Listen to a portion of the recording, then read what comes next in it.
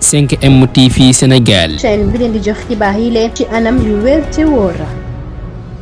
xibaar yi nga xam ni moo tukkee ci ndaw soose ñuy woowee Anita Diop ginnaaw compte ya mu yore di ci yëgle ay xibaar moom daal dinay wax ni rek Ousmane Sonko fi mu nekk nii dina mën a am nag liberté rawatina ci jàpp biñ ko daal di jàpp ginnaaw gi sax nag ma ngay wax jëm ci ab liberté bu usul bool daal di am moom mu jàpp ni kon alxames bi fukki fan ak juróom ci weeru juin lu jëm ci mbir mi kon fii lay daal di yem rawatina délai ba nga xam ni moom lañ ko mayoon moom di Ousmane Sonko ginnaaw gi sax nag mënul def nag appel comme ni ko Ndeye Khady Ndiaye defee ak kile di Adji Raby Sarr ci noonu itam mu ni ay waxtu rek moo ko daal di dese jëm ci jàpp bi nga xam ni jàpp nañ ko moomee Ousmane Sonko ginnaaw date bi nga xam ni procureur de la République dina ko daal di fësal ci nag bile dogal bu jugee foofee ca chambre criminelle bu Ndakaaru loolee kay day wane ni kon sax nag moom dinañu biral li waral rek ñu dem di ko dem